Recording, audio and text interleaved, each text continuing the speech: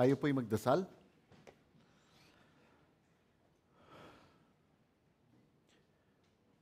Diyos, aming Ama, pinupuri ka namin dahil tunay kayo po ay mahabagin sa amin. Pinupuri ka namin, Panginoon, dahil kayo po ang makapangyarihan at may kapangyarihan sa lahat. At pinupuri ka namin, Panginoon, dahil po sa grasya at pagpapala na patuloy na iginagawad po ninyo sa amin. Maraming salamat muli, Panginoon, sa hapon na ito. Salamat, Panginoon, sa pag-iingat at probisyon na ibinigay niyo po sa amin itong nakaraang linggo. At salamat, Panginoon, na kami ay hinayaan niyo muli na magising at makapagsamba sa araw na ito. Alam namin, Panginoon, kung hindi sa inyong grasya at awa, ay hindi nga kami makakapunta para makapagsamba. Kaya tunay kami ay nagpupuri at nagpapasalamat sa patuloy na iginagawad na grasya at awa po ninyo. Panginoon, tinataas namin sa hapon na ito ang mga puso namin. Tinataas namin, Panginoon, na sa aming pagsamba, tunay na ang buong tuon namin ay nasa inyo lamang po. Aming idinarasal, Panginoon, na kung maaari ay isantabi po ninyo ang lahat ng mga gumagambala sa amin, ang mga alalahanin po namin. Tinataas namin ang mga nasa kapatiran na nagkakaroon ng mga pagsubok patungkol sa kanilang mga gastusin at pangangailangan. Itinataas namin ang nasa kapatiran na sila ay naguguluhan ang kanilang mga isipan at damdamin dahil sa mga di maayos na relasyon na nangyayari sa kanilang mga tahanan. At itinataas din namin, Panginoon, ang mga nasa kapatiran na mayroong mga karamdaman at hindi maayos na kalusugan. At dahil dito, Panginoon, sa mga alalahanin na ito ay nakakalimutan na namin ang kapayapaan na ibinigay at iginawad na po ninyo sa amin. Kaya sa hapon na ito, Panginoon, kami ay nagdarasal at umaapala. Kung maaari ay ang lahat ng mga alalahanin na ito ay isantabi po ninyo. Muli, tinataas ko ang aking sarili naway, Panginoon, ako ay maging tapat lamang sa banal na salita mo. Aking idinarasal na bigyan niyo po ako ng kalakasan. Aking idinarasal, Panginoon, na itago lamang po ninyo ako sa likod ng krus. At nang sa gayon ang lahat ng aming mga matututunan ay tunay na maging kalugod-lugod lamang sa inyong pangalan. Ang lahat ng ito ay idinarasal namin sa ngalan ng inyong anak, Panginoong Jesus. Amen. Magsitayo po tayong lahat.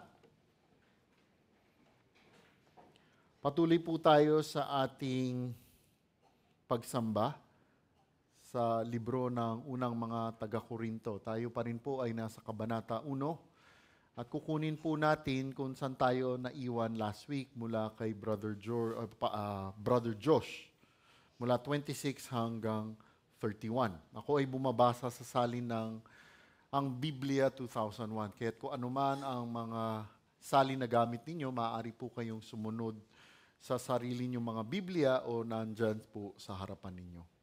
Unang mga taga-Korinto, chapter 1, verse 26 hanggang 31.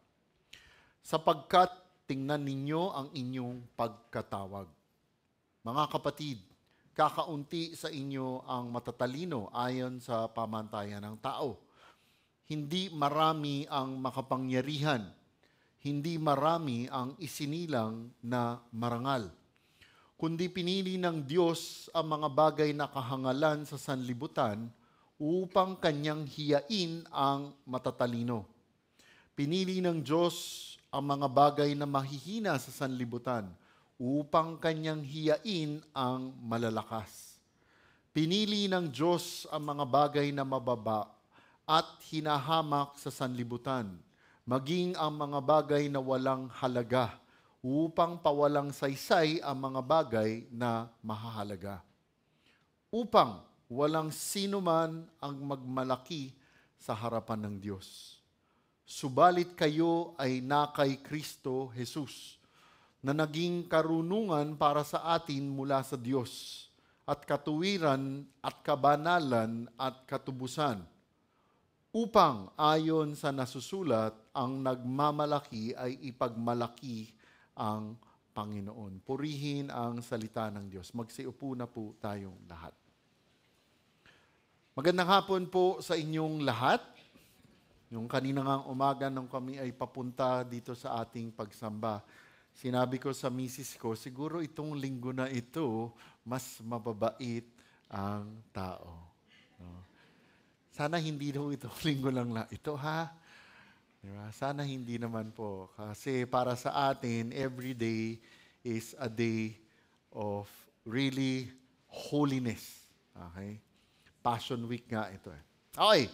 Bago po tayo tumalon sa ating mga talata sa hapon na ito, tatanungin ko po kayo, noong kabataan po ba ninyo, pati yung mga bata rito, mahilig po ba kayong maglaro? Mahilig kayong maglaro, no? Ewan ko, kasi yung mga kabataan dito, yung laro, ganun na eh. Di ba? Pero please, mga kids, ha? Isang tabi muna yung mga ML at mga kung ano man, no? Okay, nung bata kami, no, hindi naman siguro katagalan nung kabataan namin, no? Yung mga laro namin, hindi ko alam, kung alam pa nung iba. Sigurado yung mga kaedad ko, JC hindi, mas bata na to. Okay, mga patintero, alam nyo yun? Yung patintero, yung gano'n. Yan, si Anika, patintero. Ito, yung mga kalalakihan, cops and robbers. Hindi nyo alam yun? Sama, no? Robbers, no? Si Alan, no? Cops and robbers, habulan yan, eh. Minsan, di ba, medyo merong pag may basketball court. Basketball, di ba? Nung bata ako, no, naaalala ko, kasi itong mga ganitong laro, ano yan eh, by team. Diba? Lalo na yung patintero.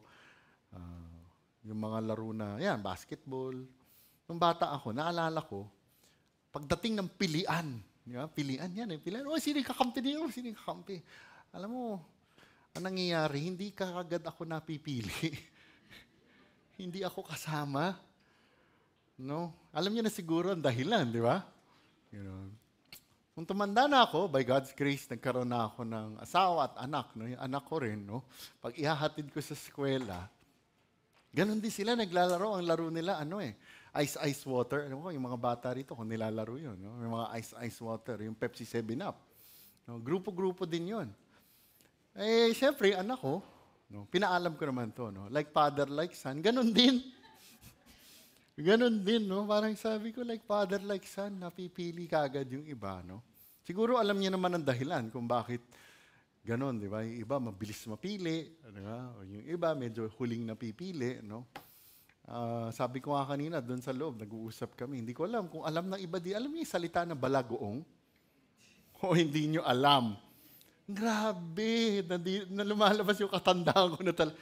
Alam mo, anyway, tanong nyo na lang doon sa mga ibang mga mas matatandaan yung tito, tita, nanay, tatay. Balagoong yung palagi kang, ikaw yung kulelat. Kulelat, no? Anyway, huwag yung tatandaan yan, yung mensahe. Bakit ko sinasabi yan? Bakit ganyang panimula? Kasi alam nyo, pag tinignan natin yung mundo natin, ganyan din ho. Ganyan din ho. Yung mundo natin, pag pumili, kung ano ang batayan at patakaran ng karamihan. Di ba? From kids hanggang sa pagtanda. Ngunit alam po ba ninyo, hindi ganyan sa ekonomiya ng Panginoong Diyos. Hindi po ganyan sa ekonomiya ng Panginoong Diyos. At yan po ang matututunan natin sa hapon na ito. Kaya't pinamagatan natin, tingnan ninyo ang inyong pagkatawag. Tingnan ninyo ang inyong pagkatawag. Sa English nga, consider your calling. Hati natin sa dalawang bahagi. Yung unang bahagi, verse 26 hanggang 29, ang mga hindi inaasahang pagpipilian. At yung ikalawang bahagi, ang masaganang pagpapala. Umpisahan na natin sa unang bahagi, ang mga hindi inaasahang pagpipilian. Verse 26, sapagkat tingnan ninyo ang inyong pagkatawag. Mga kapatid, kakaunti sa inyo ang matatalino ayon sa pamantayan ng tao. Hindi marami ang makapangyarihan, hindi marami ang isinilang na marangal. Mula sa talata ating mababasa si Apostol Pablo, nagpapaalala sa mga mananampalataya sa Korinto, ng isa alang-alang o tingnang mabuti ang kanilang pagkatawag. Isa alang-alang o tingnang mabuti ang kanilang pagkatawag. Alam po ninyo, kapag pag-aaralan po natin ang salitang pagtawag o pagkatawag, yung salita po na yan, ang salitang pagtawag sa English called, okay, sa English called, and I'm sure may mga ilan na dito ang pamilyar sa salitang ito. Sa ating pag-aaral ng banal na kasulatan, makikita po natin na mayroong salitang pagtawag at salitang hinirang. Okay? Salitang pagtawag at salitang hinirang. Ngayon, ang mga salitang pagtawag at hinirang ay mga terminong magkaugnay, ngunit ang dalawa pong ito ay magkaiba ang kahulugan.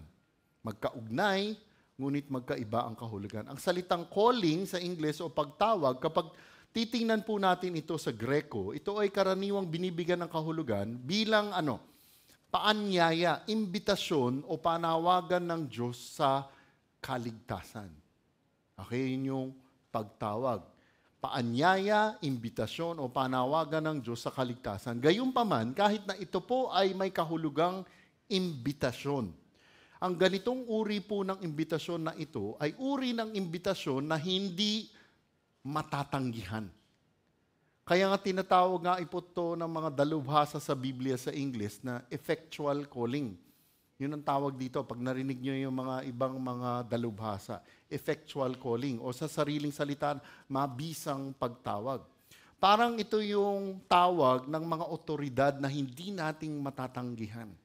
Ano yung isang pagsasalarawan? Di ba, pulis, tinawag tayo, lalapit tayo. Okay? Ganon yung pagsasalarawan na to. Kaya dahil po dito, ang salitang pagtawag ay kadalasang ginagamit upang ilarawan ang grasya at biyaya ng Diyos, kung saan tinatawag ng Diyos ang mga tao sa kanyang sarili upang magkaroon ng relasyon po sa Kanya. Kaya ang tawag dito ay ang tawag ng kaligtasan. At yun po ang salitang pagtawag. Ano naman po ang salitang hinirang o pinili na makikita po natin mamaya doon sa mga susunod nating mga talata. Pinili, no? Ito yung paborito na doktrina ni Pastor George. Ito yung doctrine of election. Ngayon, ang salitang hinirang o pinili ay tumutukoy sa pagpili ng Diyos ng mga individual para sa isang partikular na layunin o destinasyon. At ang partikular na layunin na tinutukoy po dito ay ang pagpili ng Diyos ng mga individual para saan? Para sa kaligtasan. Na nakabatay sa paunang kaalaman ng Diyos at soberano niya pong kalooban. Kaya tulad ng sinabi po natin kanina, datapwat, bagamat ang pagtawag at hinirang ay magkaugnay dahil pareho silang may kinalaman sa inisyatiba ng Diyos sa kaligtasan, naiiba po ang dalawang ito ng pagbibigay diin. Ang pagtawag ay nakatuon sa paanyaya at pagtugon sa biyaya ng Diyos, habang ang hinirang ay binibigyang diin ang pinakadakilang pagpili ng Diyos sa kaligtasan. Kaya naman, nung ginamit po ito ni Apostol Pablo, ang salitang pagtawag sa talatang ito, si Pablo ay tila nagpapaalala sa kanila na pag-isipan at suriin nilang mabuti ang likas na katangian ng kanilang tawag sa kaligtasan, na sobrang kakaiba sa pamantayan ng mundo, sa pagtawag at pagpili ng mundo. Na saan nakabatay? Pag pumili at tumawag ang mundo, nakabatay sa karunungan, kapangyarihan at katanyagan. Kaya't mababasa natin sa talata, sapagkat tingnan ninyo ang inyong pagkatawag, mga kapatid. Kakaunti sa inyo ang matatalino ayon sa pamantayan ng tao. Hindi marami ang makapangyarihan, hindi marami ang isinilang na marangal. Mga kapatid, kapag ang mundo ay pumili o tumawag ng isang tao para sa isang partikular na tungkulin, gawain o layunin, madalas nakapatay po ito sa karunungan at maging sa katayuan sa lipunan. At ang sabi po ni Apostol Pablo, nasa ekonomiya ng Panginoong Diyos, hindi po ganito. Kaya't pinapaalalahanan sila ni Apostol Pablo upang isang alang-alang o pag-isipan ang kanilang pagkatawag. Okay, quick review. Di ba ang konteksto nung sinulat po ito, nung binuksan po ito, I think, ni Pastor Pedro, tapos sinundan ni Brother Ian at saka ni Brother Josh, di ba? Ano ang konteksto? Di ba, doon sa simbahan ng mga taga-Korinto, may mga division. May mga division. At ano ang dahilan ng mga division? Sabi nga ni Brother Ian, mayroon doon mga tipong, akala mo, Ian, di ko alam, no? May mga Ianatics. Di ba? Bumabawi lang ako. Di ba? May mga Ianatics, Georgionian, sorry, Pastor George. Di ba? May mga ganun parang mga division doon sa simbahan. Dahil gusto nila doon sa mga personalidad. At hindi lang yon. Meron din silang mga division patungkol saan? Dahil sa kanilang mga karunungan, mga filosofiya. Di ba yun yung diniscuss ni Brother George last week? Kaya nga't dahil po dito, kailangan sa panahon natin ngayon, no? Sa simbahan, dito lang, sa local Christian community, dito sa GFC, sa Muntinlupa, sa lugar po natin, tayo ba ay talagang napagnilay-nilayan ang kalikasan ng ating pagtawag? Ano ibig sabihin? Talagang napag-isipan na ba natin? If we say we are true Christians, have we really contemplated o pinagnilay-nilayan yung pagtawag sa atin, yung pagligtas sa atin? Kasi di ba, malinaw na sa atin by God's grace ang kaligtasan, pero talagang napagnilay-nilayan po ba natin yan? Kung bakit tayo ang pinili? Bakit tayo ang tinawag? Ano ang dahilan?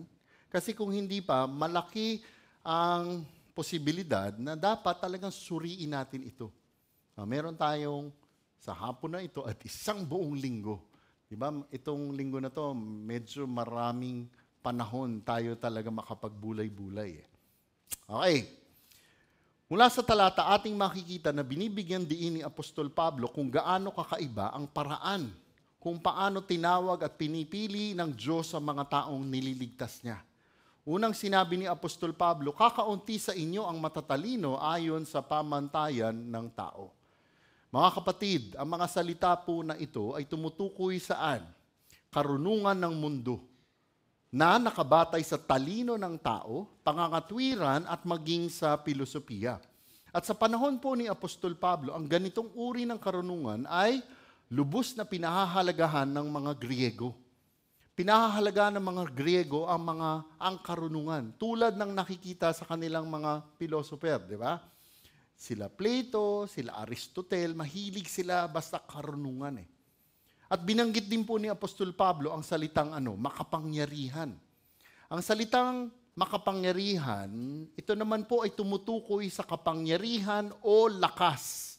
Ito po ay tumutukoy sa pisikal na kapangyarihan, ngunit sigurado, tiyak, nung isinulat ito ni Apostol Pablo, ito rin ay tumutukoy sa ukol sa uri ng kapangyarihan patungkol saan? Sa impluensya o maaari ding kapangyarihang politika. Muli ang mga taga-Korinto ay pamilyar sa ganitong uri ng kapangyarihan. Sapagkat sila ay nabubuhay sa isang kultura na humahanga sa pisikal na lakas o impluensya. At isinulat din po ni Apostol Pablo ang salitang marangal. Sa English, noble. Na maaaring isalin din bilang tinatawag nito sa English, well-born or high-born. Na tumutukoy naman po sa mga may mataas na katayuan sa lipunan. Muli, ang mga taga-Korinto, tulad ng marami sa sinaunang mundo, at maging ngayon, ay ginagalang ang may mga lahing marangal. At ang kapansin-pansin, ang pamantayang ito ng karunungan, lakas at karangalan ay hindi kung paano tinawag at pinili ng Diyos ang mga Kristiyano noon at maging ngayon. Nililinaw po ni Apostol Pablo na hindi ito paraan ng Diyos kapag siya ay tumawag, kapag siya ay pumili. Mga kapatid, kung isa sa alang-alang po natin ito ngayon, sa mga mananampalataya, okay? Pag titingnan natin lamang po, sa paligid natin, pero huwag niyong gagawin ngayon yun, okay? Maliban kay, sayang, wala si Pastor Peter dito. Maliban kay Pastor Peter at kay Brother Josh. No? Pag titingnan natin, hindi marami ang nagmula sa gayong mga pinagmulan ng karunungan, lakas, at karangalan o maging sa pagiging isang maharlika. Hindi ganon karamihan. Kaya nga nang isinulat po ito ni Apostol Pablo, binibigyan diin ni Apostol Pablo ang paraan ng pagtawag at pagpili ng Diyos ay sadyang ibang-iba sa mga pamantayan ng mundo na inuuna ang karunungan, kapangyarihan at katayuan ng tao. Mga kapatid, ang pamantayan ng Diyos sa pagtawag at pagpili ay batay sa kanyang sariling karunungan at layunin. And just to note po pakinggan po natin, ang paggamit ni Apostol Pablo ng mga salitang hindi marami ay nagsasaad ng katotohanan na may ilan pa din sa mga Kristiyanong taga-Korinto na nagtataglay ng karunugan ng mundo, kapangyarihan o karangalan. Baka iisipin natin ay hindi tumatawag ng matatalino, ng may kapangyarihan naman. Hindi ho. Hindi ho yun ang sinasabi ni Apostol Pablo. Gayunpaman, ang dinidiin po dito ay ang katotohanan na hindi po ganito ang pamamaraan at batayan ng pagtawag at pagpili ng Diyos sa mga Kristiyano. Pakinggan din po natin to. Hindi din po naman layunin ni Apostol Pablo na maliitin ang mga Kristiyanong susulatan niya. Hindi niya minamaliit ngunit sa halip ay ipinapaalala sa kanila at maging sa atin ngayon ang kakaibang kalikasan ng kanilang pagkatawag. Kaya't nga't sa ating pagninilay-nilay, ukol naman sa ating pagkatawag, atin pong lalong nakikita ang kadakilaan, biyaya at kapangyarihan ng Diyos na kumikilos at kumikilos sa mga buhay po natin ngayon. Kaya nga, tatanungin ko ang sarili natin, bakit sa dinami-dami, sa milyon siguro, sa Muntinlupa, Las Piñas, Parañaque, bakit po kaya tayo ang nandirito? Bakit po kaya tayo? Di ba, isipin natin, pwede naman tinawag ni Lord si ganyan o si ganon. Pero bakit kaya tayo? Tandaan nyo, ang daming mga tao dito sa Las Piñas, sa Muntinlupa at sa Parañaque. Bakit tayo nandirito ngayon? Kaya't kung ang pamantayan ng Diyos sa pagtawag at pagpili ay hindi nakabatay kung paano tumawag at pumili ang mundo, tingnan po natin ngayon ang susunod na talata. Kundi pinili ng Diyos ang mga bagay na kahangalan sa sanlibutan upang kanyang hiyain ang matatalino. Pinili ng Diyos ang mga bagay na mahihina sa sanlibutan upang kanyang hiyain ang malalakas. Mula sa talatang ating binasa, nagpatuloy si Apostol Pablo sa kanyang pagtatalakay sa kalikasan ng pagpili ng Diyos. At una po nating nakikita ang salitang ngunit. Ang salitang ngunit ay nagsasaad ng pagkakaiba sa pagitan ng dalawang ideya. Pagkakaiba. Yung salitang ngunit, kumbaga, yung salitang ngunit, pinagkukumpara yung dalawa. Kung paano pumili ang mundo at tumawag ang mundo, at kung paano pumili at tumawag ang Panginoong Diyos. Ngayon, yung mga salitang pinili ng Diyos, kapag titingnan po natin ito ng mabuti, tulad ng sinabi po natin kanina, binibigyan diin ng salitang ito ang soberanong pagpili ng Diyos. Yung pandiwang pinili, yung salita na pandiwang pinili, ay naglalahad ng ideya ng isang sinadya at may layuning pagpili. Para nga sa magagaling sa English po dito, ang salitang pinili po, ay nagpapahiwatig na ang Diyos mismo ang gumawa ng pagkilos ng pagpili. At dahil dito, idinidiin nito ang katotohanan na ang pagpili ng Diyos ay hindi basta-basta o biglang naisip po lamang. Hindi siya na-impluensyahan, hindi ho. Ang Diyos mismo ang tumawag at pumili. Ang pagpili na ito ay batay sa kanyang banal na karunungan at layunin. At atin din pong mababasa ang mga salitang mga bagay na kahangalan. Nang isinulat po ito'y tumutukoy sa mga bagay na itinuturing na hangal o kulang sa karunungan ayon sa pamantayan ng mundo. At maaaring kabilang po dito ang mga taong itinuturing na hangal, pati sa pagkilos. Hangal sa mata ng mundo. Tinanong ko nga kanina ito, pwede ito rin yung sa iba, baka alam niyo yung ibig sabihin, yung mga tao sa mata ng mundo na parang mali-mali. At gaya nga ng sinabi sa talata, pinili ng Diyos ang mga bagay na kahangalan sa sanlibutan upang hiyain ang matatalino.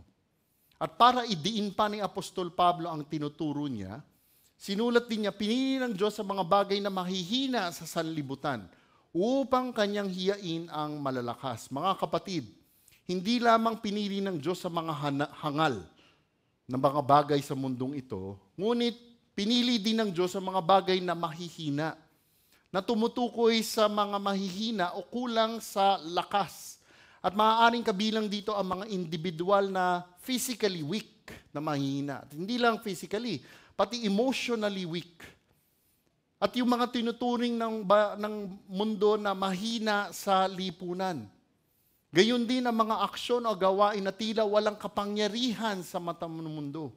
At tulad ng sinasabi ng talata, ito rin ang mga pinili ng Diyos. Bakit? Sinasabi po ng talata, upang hiyain ang matatalino at ihiyain ang malalakas. Kaya ano po ang matututunan po natin dito? Mga kapatid, mula sa talata, natututunan po natin na sa layunin ng Diyos sa pagpili, ay para po talaga hiyain ang karunungan at lakas ng mundo. Alam po ninyo, sabi nga ng mga dalubhasa sa Biblia, nang isinulat po ito sa mga taga-Korinto, malaki ang posibilidad. Yung loob ng simbahan ng mga taga-Korinto ay marami ang mga alipin, slaves. Ganoon ang konteksto. Kaya ganoon ang pagsasalarawan po dito.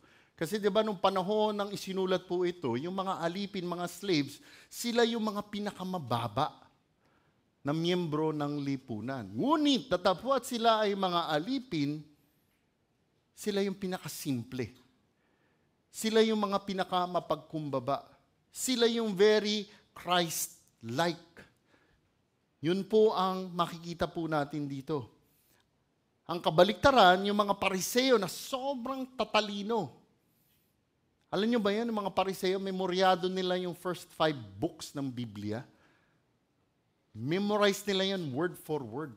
Datapwat matalino sila, ano ang nangyari? Sila pa yung hindi kumilala sa Panginoong Hesukristo.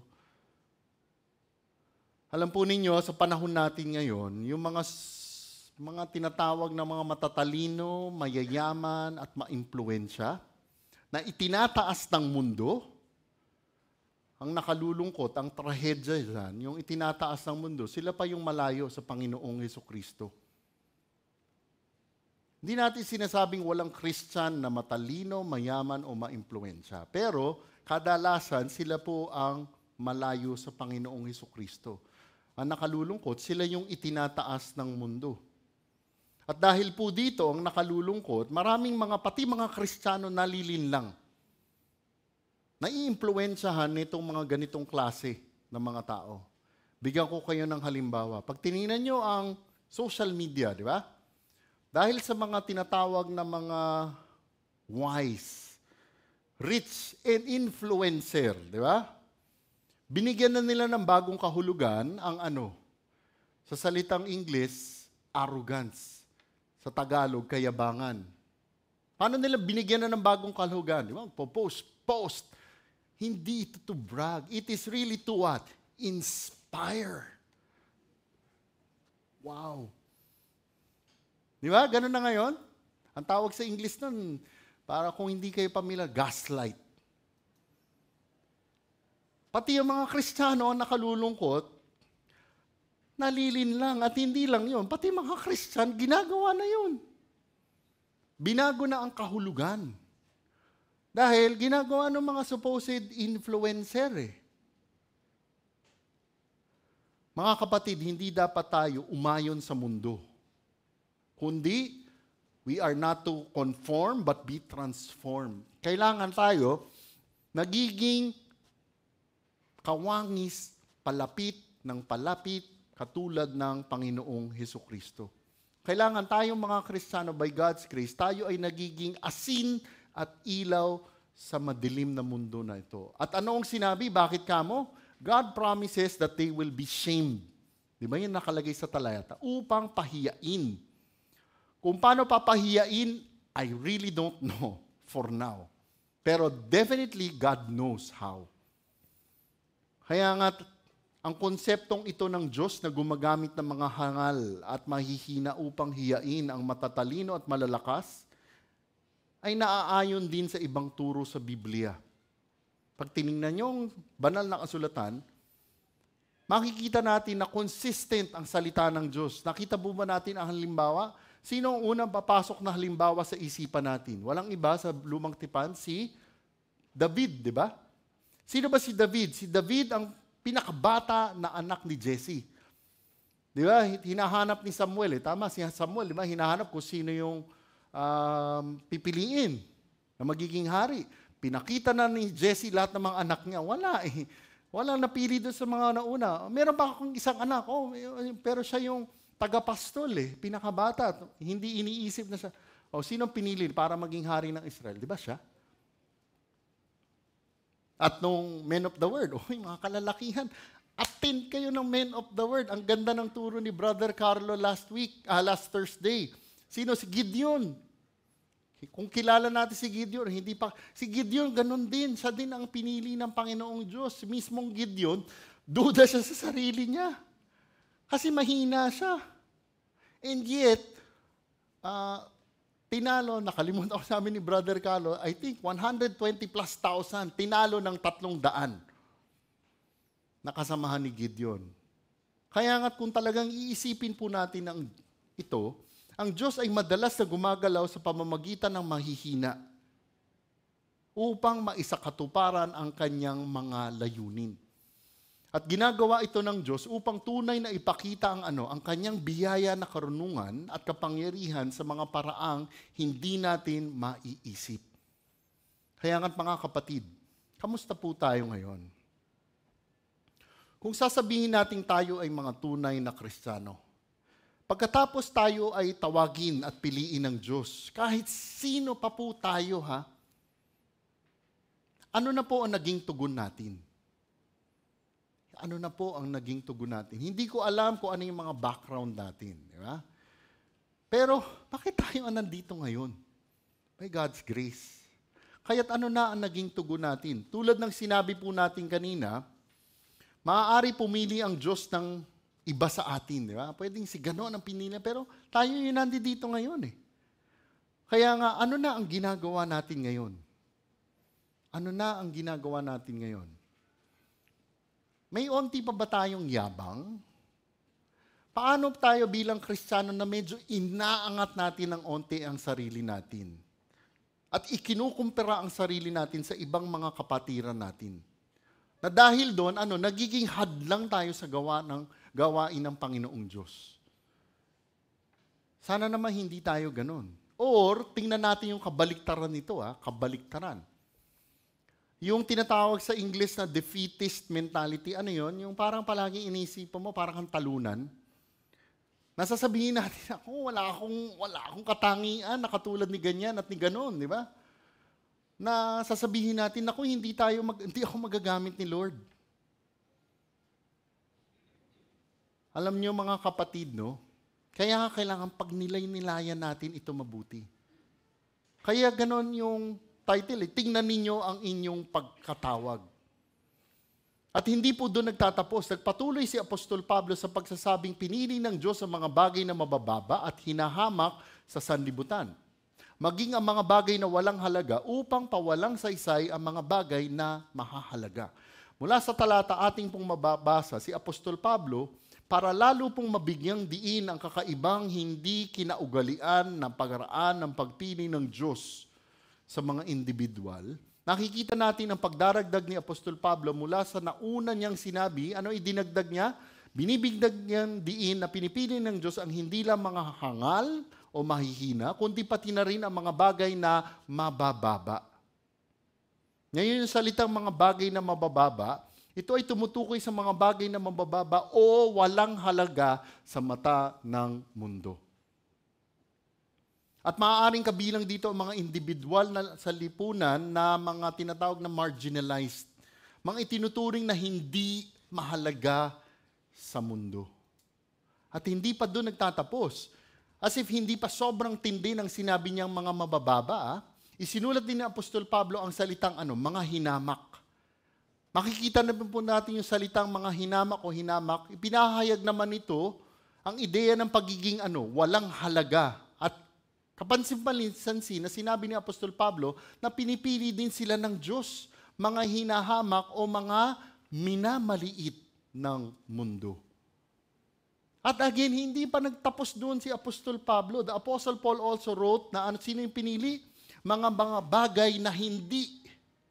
Mga bagay na walang halaga. Mga kapatid, lahat ng isinulat po na ito ay pinapakita ang kakaibahan sa pagitan ng pananaw ng Diyos at ng mundo.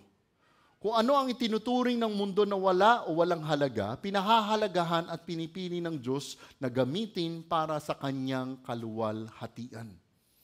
Ang galing po nung pagkakasulat dito ni Apostol Pablo. Bakit ang galing? Nung pinag-aaralan ko to, patindi ng patindi yung pagiging insignificant nung pinipili ni Lord. Palala ng palala sa mata ng mundo, yung pinipili niya. Kaya nga tatanungin natin, saan kaya tayo sa grupo na ito? Where do we belong? If may konti pa tayong yabang, thinking na medyo angat tayo sa iba, na iniisip natin na dahil doon kaya tayo nandito, alam mo, nagkakamali po tayo. Nagkakamali po tayo. Ito nga po yung paalala para sa atin dito eh. Kung medyo gifted ka, huwag ka naman masyadong magbida-bida. As if alam po natin ang lahat. That we overpower other Christians. Di ba? Hindi ko alam. Baka mamaya, huwag naman nangyari. Daming tumatawa sa likod. Sa Bible study, di ba? Alam mo, ikaw sagot na sagot. Yung iba, tahimik na lang.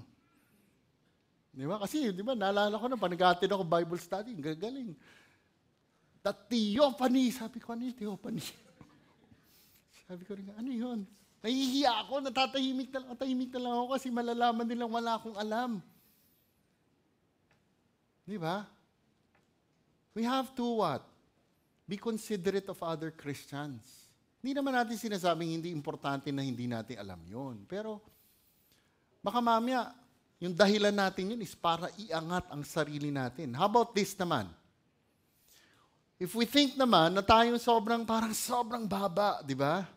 Naiisipin natin, Christian ako, pero dito na lang ako sa gilid, di ba? Dito na lang ako. Hindi ako magagamit ni Lord. Sasabihin naman, di ba? Yung iba sasabihin, sila na lang, sila naman yung magagaling. Alam niyo mga kapatid, huwag tayong umasa masyado sa iba. We have to be also honest to ourselves. Tandaan natin yung sinasabi tayo, pinili at tinawag tayo ni Lord. At dahil doon, God will surely use us in His work. That's for sure. Ang Diyos ang pumili at tumawag sa atin. Kaya nga, ano sa palagay nyo ang dapat na tamang tugon po natin? Hindi nagkamali si Lord ng pagtawag at pagpili sa atin. Okay? Kaya nga mga kapatid, habang kinakausap ko to, lagi kong sinasabi, kinakausap ko sa sarili ko. Niisip ko, gusto ko tanong yung Pastor George, Pastor George, palagi ba ako nagbibida-bida? Di ba? Pero yun mga kapatid kasi yun yung mga extreme na nangyayari sa simbahan. Nagpatuloy si Apostol Pablo sa pagbibigay ng dahilan kung bakit ginawa ito ng Diyos. Nakasulat po sa talata, upang pawalang saysay sa mga bagay na mahalaga. Ang ganda nito sa English, so that He may nullify the things that are. Mga kapatid, Nakikita natin dito ang unang dahilan kung bakit ginawa ito ng Diyos, upang pawalang saysay ang mga bagay na mahahalaga. Yung salitang walang saysay, nullify sa English, ito po ay nagbabatid ng katotohanan ng pagbibigay sa isang bagay upang maging hindi epektibo. Ginagawang walang silbi o bisa.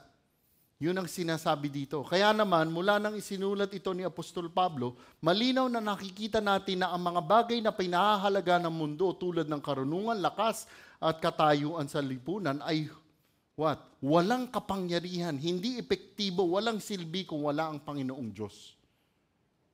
Useless yun. Yung talino, impluensya, kayamanan, kung wala ang Diyos, walang silbi yun. Ang kapansin-pansin, no?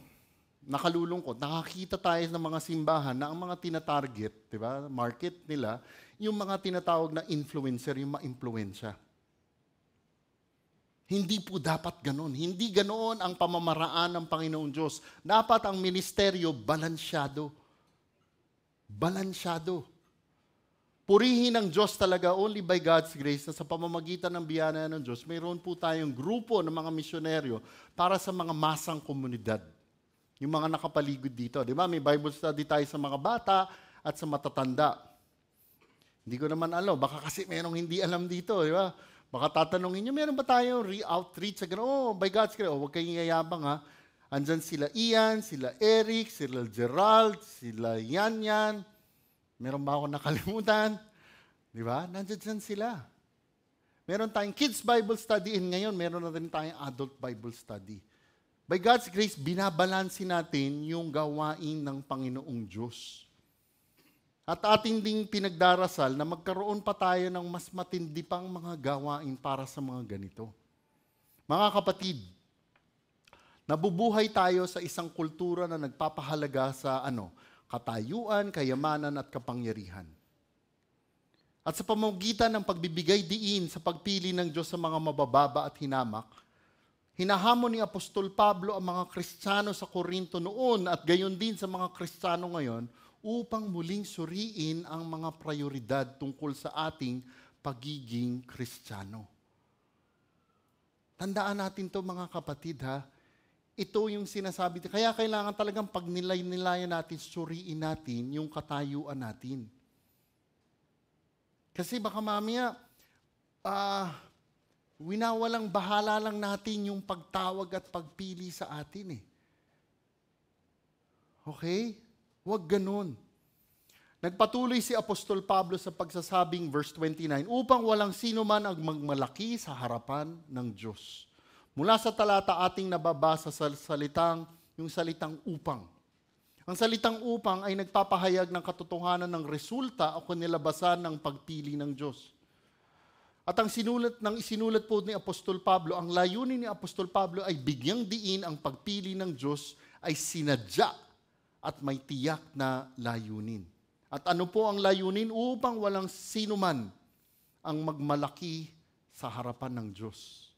Sa English, so that no man may boast before God. Mga kapatid, mula sa talatang ito, makikita po natin ang katotohanan na ang pagpili ng Diyos ay idinisenyo upang alisin ang pagmamayabang ng tao. At tiyak, alam na po natin yung salitang magmalaki ay nangangahulugang ipagmalaki ang sariling mga nagawa. Pagmamayabang. Muli, binibigyang diin dito po ni Apostol Pablo na ang pagpili ng Diyos ay hindi nakabatay sa merito o pagiging karapat-dapat ng tao, kundi dahil lamang po sa grasya, biyaya, at layunin lamang ng Panginoong Diyos. Kaya naman po, sa pamamagitan ng pagpili sa mga hangal, mahina, hinamang at mga itinuring na walang halaga na mga bagay ng mundo, tinitiyak ng Diyos na walang sino man ang maaaring magyabang sa harapan po niya. Binibigyan din nito ang katotohanan na ang kaligtasan ay ganap na gawain ng Diyos at nakabatay sa kanyang biyaya lamang. Gaya po ng sinasabi sa Efeso 2, talata 8 hanggang 9, sapagkat sa biyaya kayo'y naligtas sa pamamagitan ng pananampalataya. At ito'y hindi sa pamamagitan ng inyong sarili. Ito'y kaloob ng Diyos. Hindi sa pamamagitan ng mga gawa upang ang sinuman ay huwag malaki. Kaya nga tanungin natin ang ating sarili. Doon sa mga nandirito sa lugar po natin ngayon, no? Sa paanong paraan na hindi talaga natin nakikita pa ang katotohanan mula sa kanyang banal na kasulatan. Talagang malinaw na sa atin ang kaligtasan. Ano ba yung tinatanong natin na ito? Kasi sana, hindi naman karamihan pa dito, no? Ang tagal na nag-a-attend ng worship or maybe pati mga Bible studies natin na-attend. Pero hanggang ngayon, ayaw pa rin kilalanin at tanggapin bilang Panginoon at tagapagligtas ang Panginoong Hesukristo. Bakit ayaw tanggapin at kilalanin? Kasi iniisip pa rin nila, ay siguro hindi naman ganyan si Lord. Mabait naman si Lord, di ba? Hindi naman niya siguro papadala sa impyerno yung mga hindi tinatawag na Christian. Pagka ganun mga kapatid, ibig sabihin, hindi natin nakikita na kailangan natin ng tagapagligtas. Kasi sinabi na nga ng banal na kasulatan, ang kabayaran sa kasalanan ay kamatayan. At ang ginawa lamang ng Panginoong Diyos, ang tunay na makapagliligtas sa atin. Di ba? For God so loved the world that He gave His one and only begotten Son. Binigay niya ang kanyang bugtong na anak upang iligtas tayo. Kung hindi tayo naniniwala na kailangan natin ng kaligtasan, hindi tayo tatanggap sa tagapagligtas. Kumbaga, parang sinasabi natin, mas matalino pa tayo sa Panginoong Diyos. At dahil doon, ito ang pinakamagandang oras at panahon para tayo ay talagang magnilay-nilay at magbulay-bulay. Kasi pagka ganon, ang dating mo, ikaw yung sinasabi dito. Ikaw yung nagmamayabang na sinasabi mong mas alam mo pa kaysa sa sinabi ng Diyos. At anong sinasabi niya dito ng salita ng Diyos? Sabi nga sa English, God will nullify. Ang gagawin, ipapawalang saysay ng Panginoong Diyos yung mga ganyan. Hindi ko alam kung alam niya yung salita sa English na ito yung totoo na ika-cancel ka ng Panginoong Diyos. Wow, yun ang pinaka-nakakatakot makancel. Hindi ko alam kung alam niya, ano ba yung cancel sa Tagalog? Ano ba yan, Sister Tiff, no? Cancel, si Pastor George. Ano yung cancel? Mga magagaling, mga balagtas dito. No, hindi ko alam. Basta narinig nyo na yun. Di ba, kina-cancel? Yeah? Yung mga nasa English, alam ka agad eh. Kasi, kung ganito ang pag-iisip natin, alam mo, hindi ang mundo magka-cancel sa'yo. Si Lord ang magka-cancel sa'yo. When? For eternity. That is the most scary thing. Yun ang pinaka-nakakatakot na mangyari. Ma-cancel ka for eternity. Okay? Kaya nga, mga kapatid, ano ang maipagdarasal natin? Ano ang maipagdarasal natin sa ating pagbubulay-bulay, pagninilay-nilay, habang isinasaang-alang-alang natin yung pagtawag at kaligtasan natin? Ano dapat ang maging tamang tugon natin?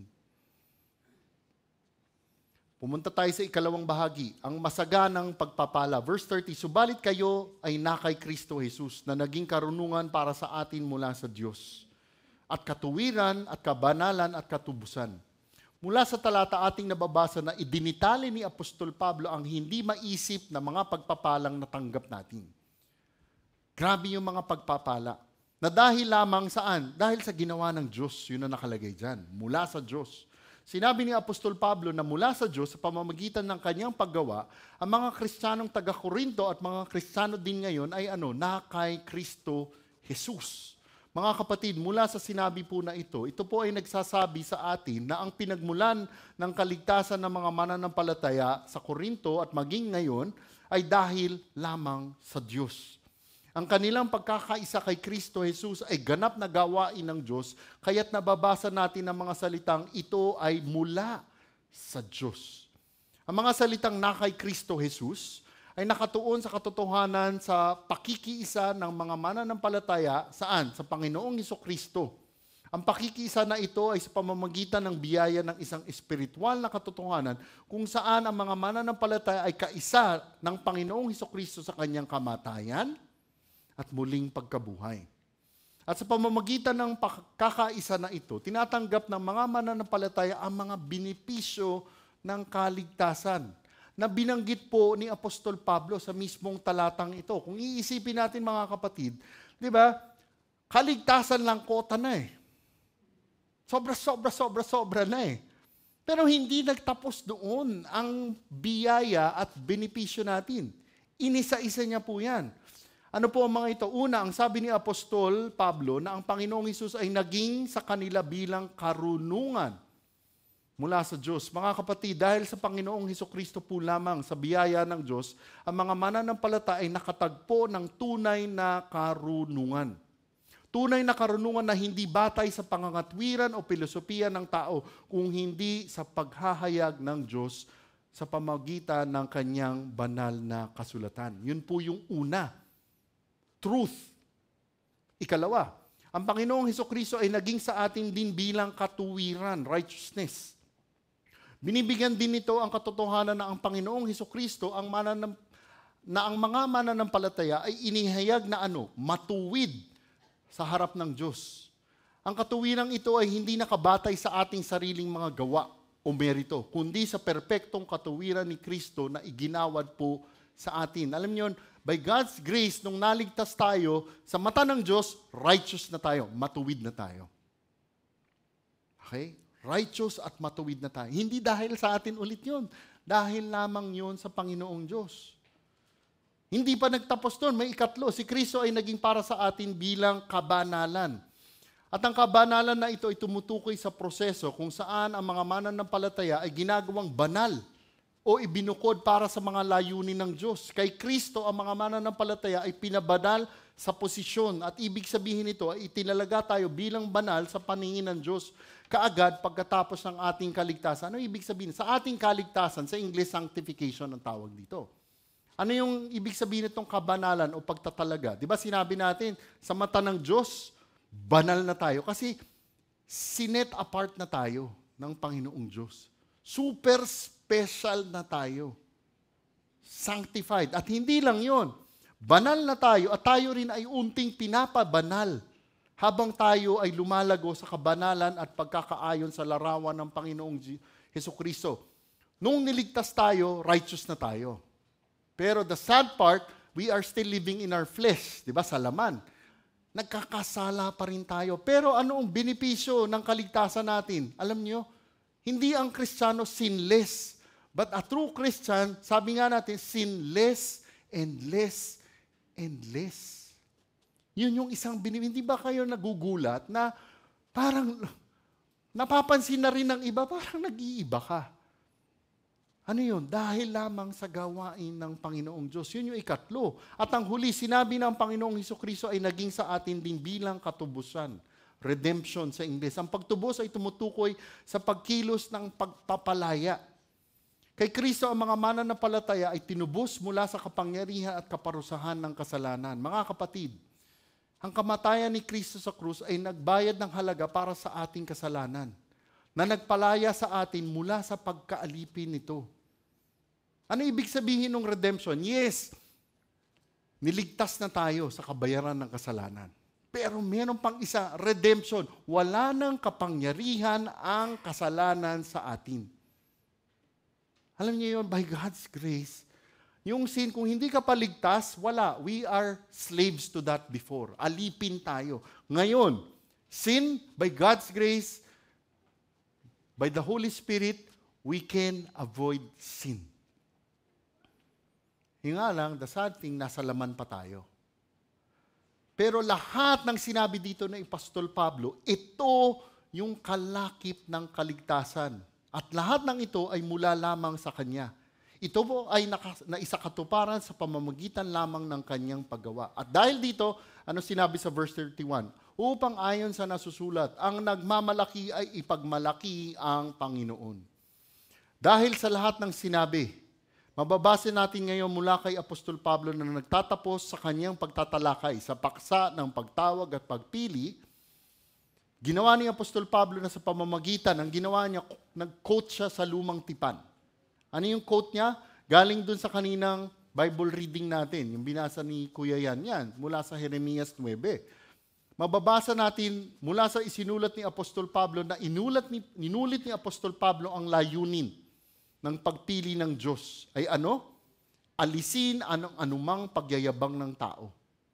At higit sa lahat ay ilagay ang lahat ng tuon patungo lamang sa kaluwalhatian ng Diyos. Hindi tayo pwedeng maging mayabang sa harapan ng Diyos. All glory is simply because of God. Sa Kanya lang lahat ng kaluwalhatian. Kaya naman, nung siya ay nag-quote mula sa Jeremiah, dinidiin dito ni Apostol Pablo ang katotohanan na ang tunay na pagmamalaki ay dapat lamang sa Panginoon. Dapat lamang sa Panginoon. Pag tinignan niyo yung konteksto ng sinabi ni Jeremias, ano yung sinasabi? Isang babalayon sa kanila noon. Laban sa pagmamalaki, sa karunungan, kapangyarihan at kayamanan.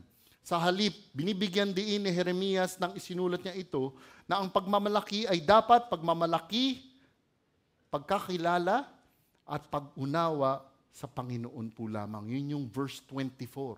Kung tayo ay magyayabang, we boast only in the Lord. Pag sinabi sa'yo, bakit ganyan yung alam mo? Bakit ganyan ka sa gawain? Bakit ganyan yung buhay mo? Dahil lamang kay Lord.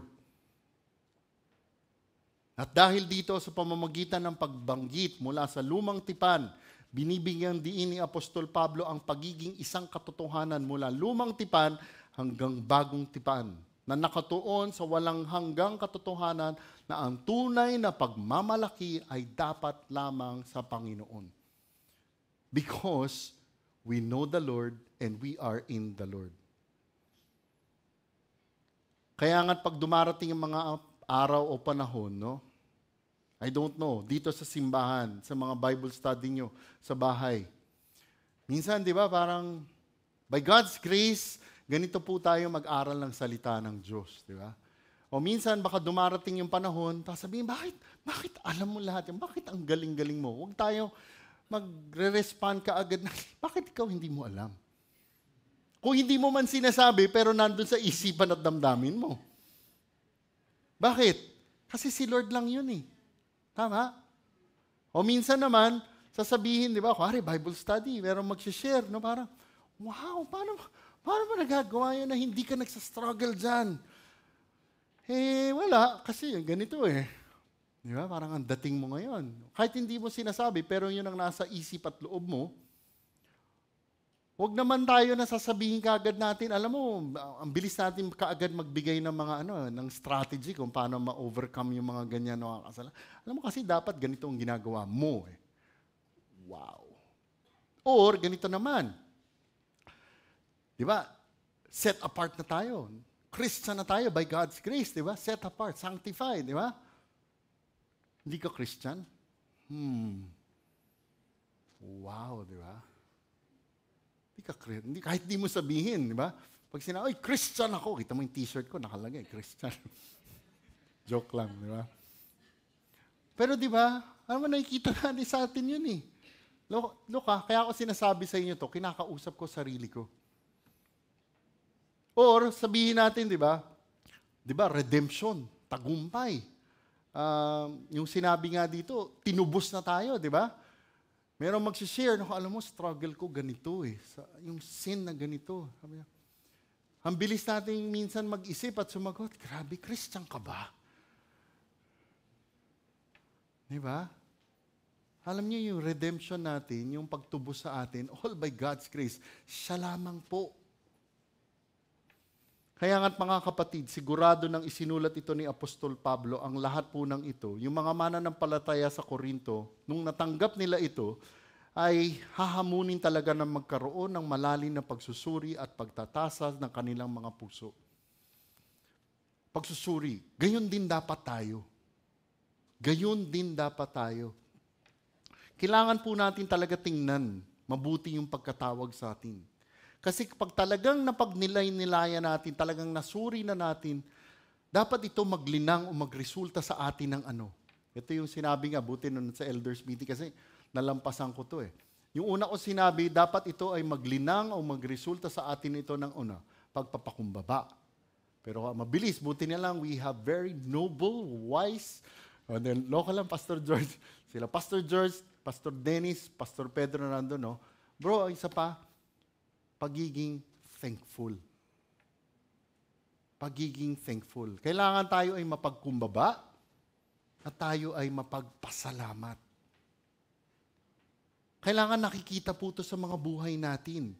How can we live lives that is truly humble and thankful? Di ba? We do what God wants. We serve God and His people. Okay? Kung ano man yung mga ministeryo, okay? Mamaya may announcement. Ano yan? Mamaya ako nasabihin yung announcement. Pero, mga kapatid, kailangan, hindi nga natin sinasabing si Lord ang priority. Bakit? Si Lord ang gitna ng lahat, hindi priority, hindi lang sa number one. Iniikot natin lahat sa Kanya. Okay?